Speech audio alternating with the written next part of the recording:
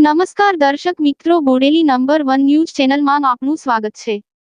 હવે જોઈએ આજના તાજા સમાચાર। નસવાડીના આકોનાથી લગભગ 3 વર્ષનો દીપડો પાંજરે પુરાયો।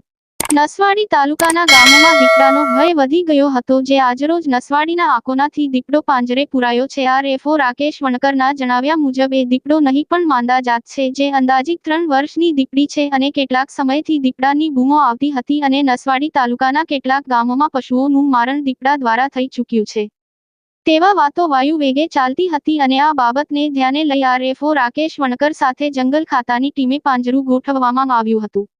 આજે લગભગ સવારના 4 વાગ્યાના સુમારે દીપડો પાંજરે પુરાયો હતો, જેને જંગલ ખાતાની ઓફિસ ખાતે લાવવામાં આવ્યો છે। હવે એ દીપડાને જંગલ ખાતાના ઉચ્ચ અધિકારીની સૂચના મુજબ કયા જંગલમાં છોડવો તે નક્કી કરી જંગલમાં છોડી મૂકવામાં આવશે અને દીપડો પાંજરે પુરાયોના સમાચાર સાંભળી તાલુકાના તમામ લોકોને હાશકારો અનુભવ્યો હતો। અહેવાલ ઉસ્માનભાઈ ઈંડાવાળા, નસવાડી। ઘણા ટાઈમથી દીપડાની દ્વારા નસવાડી તાલુકાના આજુબાજુના ગામમાં દીપડાને કારણે ઘણા બધા પશુઓના મારણ થતા હતા, જેને પકડવા માટે છેલ્લા 15-20 દિવસથી નસવાડી રેન્જ સ્ટાફ દ્વારા સતત તેની પાછળ વોચ રાખી એને પકડવા માટે પાંજરા લગાવવામાં આવેલા હતા।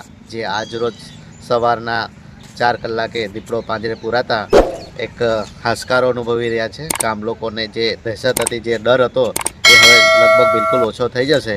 જે મારણ કરતો તો લગભગ એ જ દીપડો પકડાયો હોય એવું અમારું માનવું છે। અને જે આ દીપડી છે માદા જાત છે અને જેની ઉંમર અંદાજિત 3 વર્ષની હશે, જે આજે પાંજરે પુરાતા હવે હાશકારો અનુભવી રહ્યા છે। હવે આજે એને પકડી મહેરબાન નાયબ અધિકારીની સૂચના મુજબ એમને સૂચના અનુસાર જ્યાં એમને કહેશે એ જગ્યા અમે એની જગ્યાએ એને રિલીઝ કરવામાં આવશે। આ અત્યારે અકોના ગામમાંથી પકડાયો છે। અવનવા રોજબરોજના સમાચાર જોવા માટે જોતા રહો બોડેલી નંબર 1 ન્યૂઝ ચેનલ। ને જો આપે અત્યાર સુધી આ ચેનલને સબસ્ક્રાઇબ ન કરી હોય તો સબસ્ક્રાઇબ કરો અને શેર કરો।